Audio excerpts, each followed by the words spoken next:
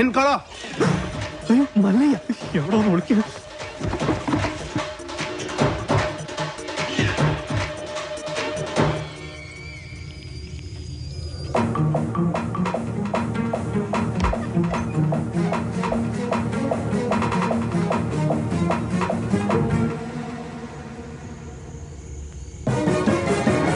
കള്ള കുടിക.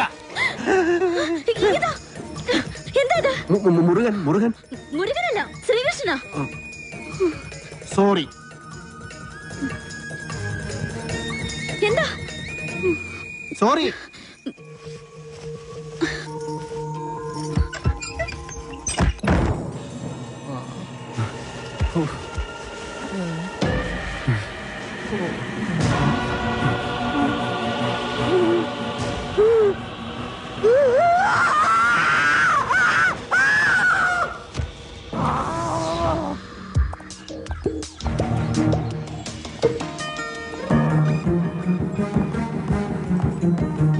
ഒന്ന് നിന്നേ. ആളല്പം ഡീസന്റ് ആണെന്നാ വിചാരിച്ചേ. നേരെ കാണുമ്പോ കുറ്റം പറച്ചലും ജാടയും. രാത്രിയായ ഇതാ പണിയല്ലേ? അത് മുരുകനാണെന്ന് വിചാരിച്ചു. പിന്നെ മുരുകൻ എന്റെ പുതപ്പിന് താഴെയല്ലേ? കൂടുതൽ വിശദീകരണമൊന്നും വേണ്ട. കാര്യങ്ങളൊക്കെ എനിക്ക് മനസ്സിലായി. സംഭവം അച്ഛനോടും ഇവിടെ ഉള്ളവരോടൊക്കെ പറഞ്ഞാലോ എന്ന് ആലോചിക്കുക. ഞാൻ പറഞ്ഞല്ലോ, അബദ്ധം പറ്റിയതാണ്. അപ്പൊ തന്നെ സോറി പറഞ്ഞു. പിന്നെയും സോറി സോറി. ഇപ്പൊ ഇങ്ങോട്ടാ? ടൗൺ വരെ. ഇതിന് മൃഗാശുപത്രിയിലൊന്ന് കാണിക്കണം. ഞാനും ഉണ്ട്. ആട് പശു ഒന്നും ഇതിൽ കേറാൻ പറ്റില്ല. അത് ശരി. പാതിരാത്രി പെണ്ണുങ്ങളുടെ മുറി കയറാം. ഇതിൽ ഏതാ ന്യായം? ഇവിടെ എല്ലാരോടും ഒന്ന് ചോദിക്കട്ടെ. കേറിക്കോ കേറിക്കോ. ഗോപാല, എല്ലാം എടുത്തതേ ഈ വണ്ടിയിൽ വെച്ചോ. ഇത് പാലും വണ്ടിയാക്കിയാ ഡ്രൈവർ കൊള്ളാല്ല. ഇതെങ്ങനെ സാധിച്ചു? ചില മുഖം മൂടികൾ അഴിഞ്ഞു വീണു ഗോപാല. ഏയ്, മോത്തമുടി ഒന്നും അഴിഞ്ഞു വീണ്ടില്ല. അത് അവർ തന്നെ ഉണ്ട്. മോത്തമുടി അഴിഞ്ഞു വീണ് ഷേവ് ചെയ്യണം. ആ ചായക്കടയുടെ മുന്നിൽ ഒന്ന് നിർത്തിയേ. പരമുള്ള കുറച്ച് കാശ് തരാനുണ്ട്. ഇന്നൊന്ന് സൈൻ ചെയ്യണം ഇവിടെ. കുറച്ചു നാളായി കാശ് തരാന്നും പറഞ്ഞു പറ്റിക്കുന്നു. മര്യാദയ്ക്ക് കാശെടുക്ക്. അടുത്ത മാസം തരാമോളെ. പറ്റില്ല, ഇപ്പൊ കിട്ടണം. അടുത്ത മാസം തരാന്നേ. താൻ തരുന്നോ അതോ മല്ലിക ഇങ്ങോട്ട് വിളിക്കണം? വേണ്ട, ഇപ്പൊ തന്നെ വന്നേക്കാം. നിന്റെ പേരിൽ ഒരു കംപ്ലൈന്റ് കേട്ടില്ല. നീ ഇന്നലെ ഉഴുന്നോളൊക്കെ തോളയിട്ടില്ലെന്ന് നിന്റെ അപ്പം കൊണ്ടുണ്ടോ തോള? നീ എന്ത് കാണിച്ചാണ് ചായക്കണം? നിനക്കൊന്ന് ചിരിച്ചടിച്ചാ ആരാന്നറിയാമോ? വന്നേ. അതെ, മല്ലയെ കാണിച്ചിരുന്ന് നമ്മുടെ കട മുഴുവൻ പിരിക്കണം. അവൻ എന്നെ പണ്ടൊരു കാര്യമില്ലാത്ത കാര്യത്തിന് തല്ലിയിട്ടുള്ളതാ. ചുമ്മാ അവന്റെ അമ്മക്കൊന്ന് വിളിച്ചേനി. ഇപ്പൊ അതിന് കണക്കെടുക്കാൻ പറ്റിയ സമയോ? ഞാനത് മുതലാളി പറഞ്ഞോളാം. നിന്നെ ഞാൻ പട്ടിയെ തല്ലുന്ന പോലെ തല്ലാൻ പോവാ. എന്നെ തിരിച്ചാലേ മല്ലയെ നിന്നെ കീറിക്കളയും.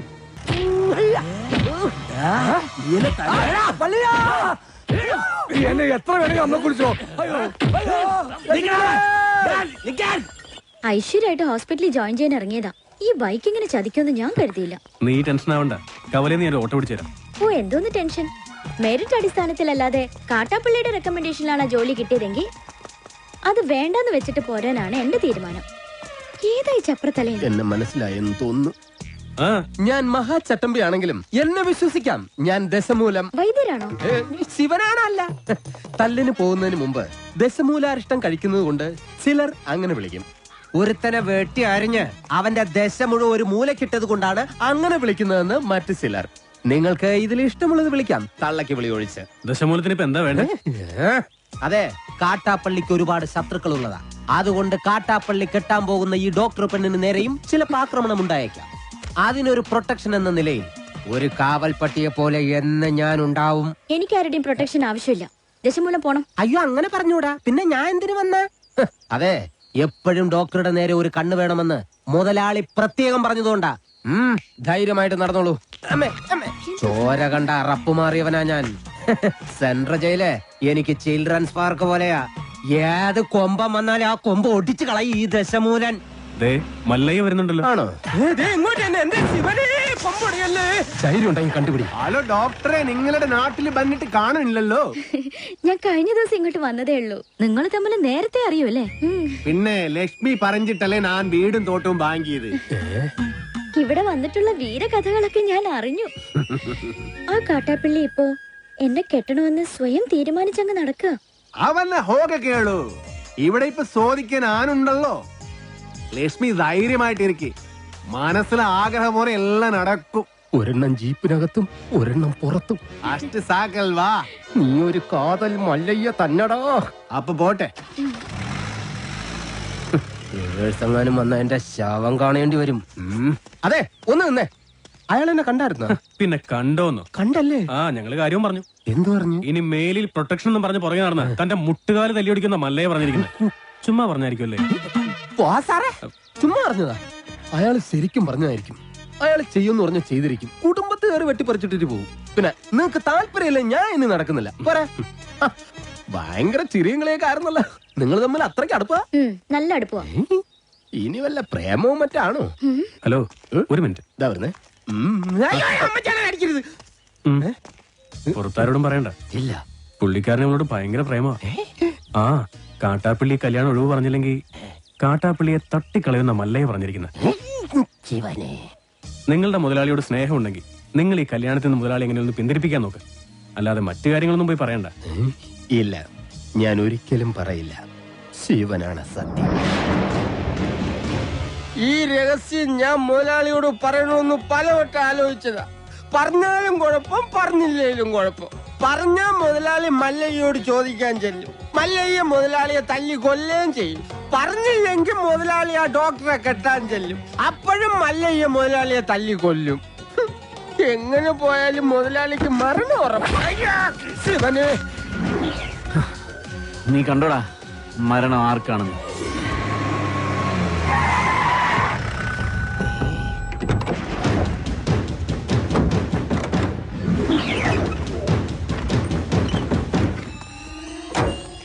വടക്കുംമലയിൽ നാളെ ഇറക്കിയിട്ടുണ്ട്. എന്തോ അപകടമുണ്ട്. ഷേവ് ചെയ്യണം. ഒരു ചായ. മരണം ഉറപ്പ് വരുത്തിയിട്ടേ പോകാവൂ. കാര്യം കഴിയുന്നത് വരെ ഒരു പോലീസും അതുവഴി വരില്ല. മലയ ഇപ്പൊ തോട്ടത്തിലേക്ക് പോകണ്ട. കാട്ടാപ്പള്ളി വടക്കമ്മല നാളിറക്കിയിട്ടുണ്ട്. കവലയിൽ വെച്ച് പരസ്യമായിട്ട് കൊല്ലാനാ പരിപാടി.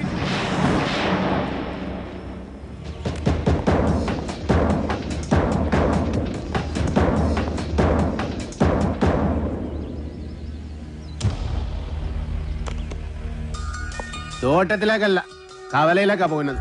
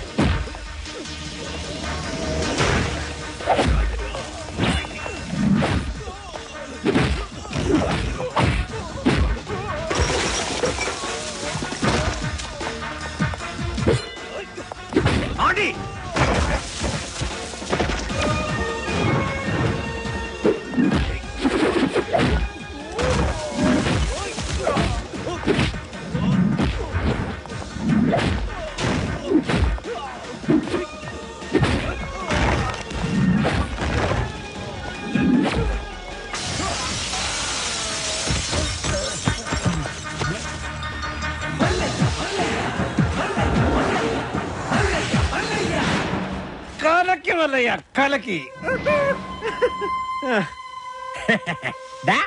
കാട്ടാപ്പള്ളി എടാ നീ ആണാണെങ്കിൽ ഇറങ്ങി വാടാ. ഇപ്പൊ അങ്ങോട്ട് പോണ്ട. എന്താ പോയാല് മതമിളകി ആന കുത്താൻ വന്നാലും നെഞ്ചു വിരിച്ച് നിൽക്കുന്നവനാണോ ഈ നാഗേന്ദ്രൻ?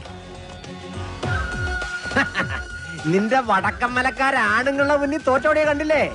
നാണമില്ലടാ നിനക്ക് ഇങ്ങനെ നാറിയ കളി കളിക്കാൻ? ആണുങ്ങളാണ് നേരിട്ട് മുട്ടണം. നേരിട്ട് തന്നെ മുട്ടാടാ.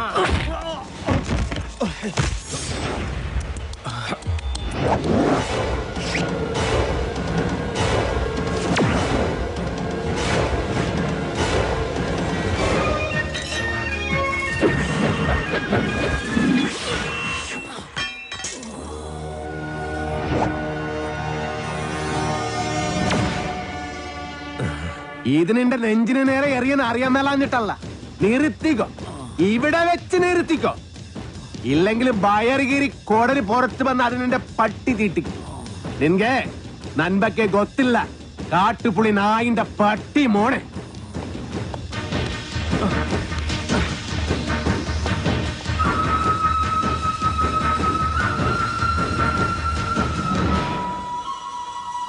നിങ്ങളൊക്കെ തന്നെയാ കാട്ടാപ്പള്ളി ഇത്രയും വളർത്തിയത്.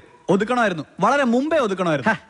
അറിയാൻ പാടില്ല, പക്ഷെ അവനെ കൊന്നിട്ട് ഞാൻ ജയിലിൽ പോകാൻ പാടില്ല. എന്റെ ശത്രു വേറെയാ. എന്റെ അച്ഛനെ 16 വെട്ടുവെട്ടിയിട്ട് കടന്നു കളഞ്ഞ എന്റെ ആജന്മ ശത്രു വീരു.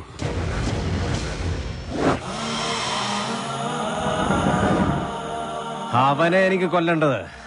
അവൻ ചതിച്ചതെങ്ങനെയാന്ന് മല്ലയ്ക്ക് അറിയണ്ടേ? ഒരിക്കൽ മസനഗുഡിയിലെ തോട്ടത്തിൽ നിന്ന് അച്ഛൻ മടങ്ങി വരികയായിരുന്നു.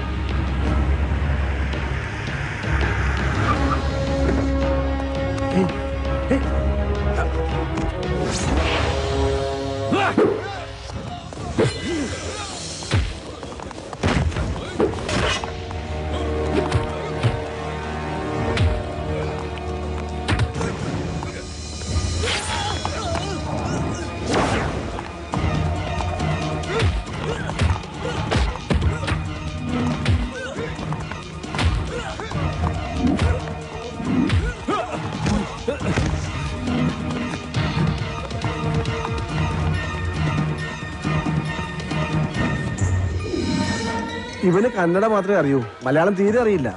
ആരും പോലും ഇല്ലാത്തവനാ. വീരുന്ന പേര്.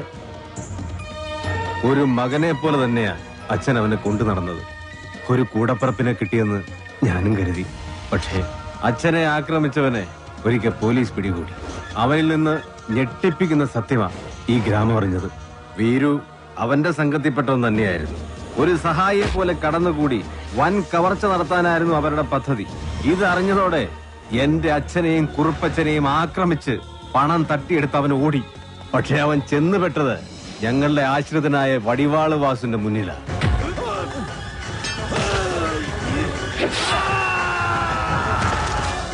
രക്ഷപ്പെടാനാവാതെ കാട്ടിലൊളിച്ച വീരുവിനെ അന്ന് രാത്രി പോലീസ് പിടികൂടി. പിറ്റേന്ന് തെളിവെടുപ്പിനായി അവനെ കൊണ്ടുവന്നപ്പോ എല്ലാ കുറ്റങ്ങളും അവൻ സമ്മതിച്ചു. പണം മോഷ്ടിക്കാൻ വേണ്ടിയല്ലേ നീ ഉണ്ണിത്താനെ വെട്ടിയത്? നീ മുദ്ദത്താനെ അതന്നെ ഞാൻ കേളിച്ചു. ഒളിപ്പിച്ചു വെച്ച തൊണ്ടി മുതൽ കണ്ടെടുക്കാൻ പോകുന്ന വഴി അവൻ പിന്നെയും ഒരു ചതി കാണിച്ചു. പോലീസും നാട്ടുകാരും എത്ര ശ്രമിച്ചിട്ടും അവനെ പിടികൂടാനായില്ല. അവൻ രക്ഷപ്പെട്ടു കളഞ്ഞു. പക്ഷെ ദൈവം ഉണ്ടെങ്കിൽ അവനെ എന്നെങ്കിലും എന്നെ കൺമുന്നിൽ കൊണ്ട് തരും. അന്ന് എന്റെ അച്ഛനെ വെട്ടിയതുപോലെ അവനെ വെട്ടിയെറിഞ്ഞ് നാട്ടുകാരുടെ മുന്നിലിരുന്ന് ഞാൻ. അത്രയ്ക്ക് ദ്രോഹമാ ഈ കുടുംബത്തോടവൻ ചെയ്തത്. അവനെ മകനെ പോലെ സ്നേഹിച്ച മനുഷ്യനെയാണ് അവൻ ജീവച്ഛവം പോലെ കടത്തിയത്. അവന്റെ ക്രൂരതങ്ങൾക്ക് കാണണ്ടേ? നോക്ക്,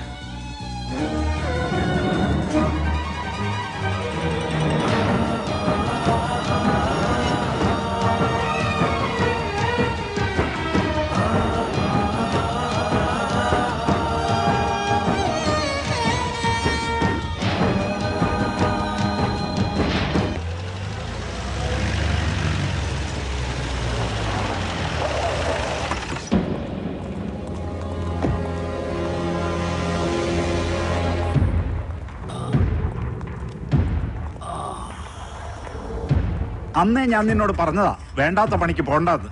കേട്ടില്ല. ഒരിക്കലും നന്നാവില്ലെന്ന് തീരുമാനിച്ചുറപ്പിച്ചവരോട് ഇനി എന്ത് പറയാനാ? ഇവനെ ആക്രമിച്ചതിന്റെ പേരിൽ മല്ലയ്യക്കെതിരെ ഉടനെ കേസ് ചാർജ് വേണ്ട. ഒരു നിയമത്തിന്റെ രാഷ്ട്രീയത്തിന്റെ സഹായം എനിക്ക് വേണ്ട. നാഗേന്ദ്രനെ ആക്രമിച്ചതിന്റെ പേരിൽ പോലീസ് കേസോ? അത് വേണ്ട. എനിക്ക് ജയിക്കണം. ഈ നാട്ടുകാരുടെ മുന്നിൽ വെച്ച് തന്നെ എനിക്ക് ജയിക്കണം. അവൻ എനിക്ക് വിട്ടേക്ക്. ആ ഡോക്ടറെങ്കിലും ഇവനെ കാര്യങ്ങൾ പറഞ്ഞ് മനസ്സിലാക്ക്. ദേ കല്യാണം കഴിഞ്ഞാൽ പിന്നെ ഇവനെ നിയന്ത്രിക്കേണ്ട ഡോക്ടറാ. ആ എനിക്കൊരു മീറ്റിംഗ് ഉണ്ട്, ഇറങ്ങട്ടെ. സ്റ്റിച്ച് ഇടണം. അതിനു മുൻപ് മരവിപ്പിക്കാനുള്ള ഒരു ഇഞ്ചക്ഷൻ എടുക്കണം. വേണ്ട, മരവിപ്പിക്കാതെ തന്നെ ചെയ്താൽ മതി. നല്ല വേദന ഉണ്ടാവും. വേദനിക്കണം, നല്ലതുപോലെ വേദനിക്കണം. എങ്കിലേ എനിക്ക് അവനോടുള്ള പക വർദ്ധിക്കൂ.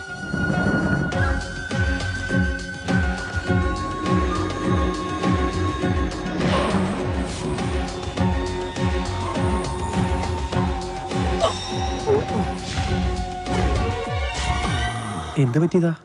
മതമിളകി ആന വന്നപ്പോ നെഞ്ചും വിരിച്ച് നിന്നതാ. അത് കുത്തിയേച്ചും പോയി.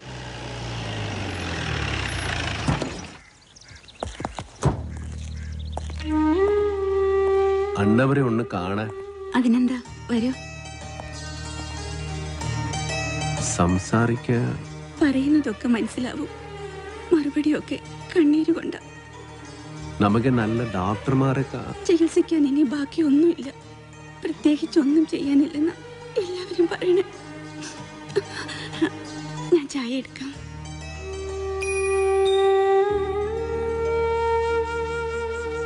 എന്നെ മനസ്സിലായ ഇത് നാണ് വീറും അന്നവര് മകനെ പോലെ സ്നേഹിച്ച വേറുവനാണ്.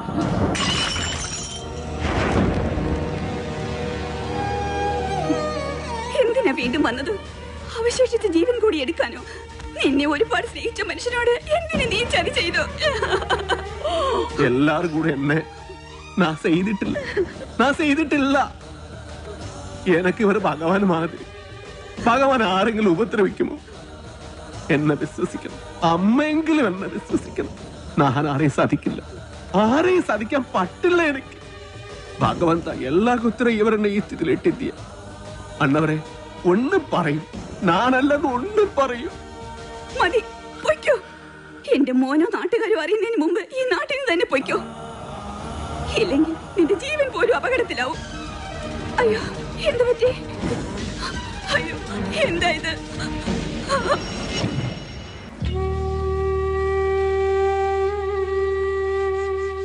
ഇതൊരു പ്രോഗ്രസ് ആയിട്ട് കണ്ടാൽ മതി. എന്തെങ്കിലും കേൾക്കുമ്പോഴും കാണുമ്പോഴും ഒക്കെ റിയാക്ട് ചെയ്യുന്നത് നല്ല ലക്ഷണമാണ്. നമുക്ക് നോക്കാം. മല്ലയെ സംസാരിച്ചപ്പോ അച്ഛൻ എന്തെങ്കിലും തിരിച്ചു പറയാൻ ശ്രമിച്ചതായിരിക്കാം. വോക്കൽ കോഡ് ഡാമേജ് ആയതുകൊണ്ട് വല്ലാതെ സ്ട്രെയിൻ വന്നു കാണും. ഞാൻ എല്ലാ ചന്ദ്രമോഹനോട് പറയാൻ പോകുക. വേണ്ട, ഞാൻ വിശ്വസിച്ച പോലെ അവനെല്ലാം വിശ്വസിക്കണമെന്നില്ല. എല്ലാ സത്യം അറിയണ ആളാ. അകത്ത് സംസാരിക്കാൻ കളിയാതെ കിടക്കണം. അന്ന് മലയാളം അറിയാതെ നൻകെ എന്ത് പറഞ്ഞു എന്ത് ചെയ്തു അറിയില്ല, ആരെന്നെ സാധിച്ചു അറിയില്ല. അതുകൊണ്ട് തന്നെയാ ചന്ദ്രമോഹൻ ഒന്നും അറിയണ്ടെന്ന് പറഞ്ഞത്. മല്ലയെ എന്ത് പറഞ്ഞപ്പോഴാ അച്ഛൻ റിയാക്ട് ചെയ്തത്?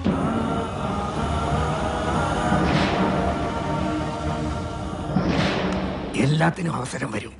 ഇപ്പൊ ഒന്നിനും പോകണ്ട.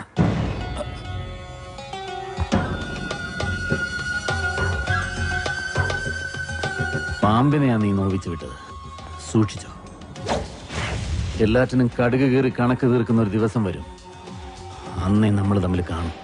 ഇപ്പൊ ബയർ മാത്രമേ കീറിയുള്ളൂ.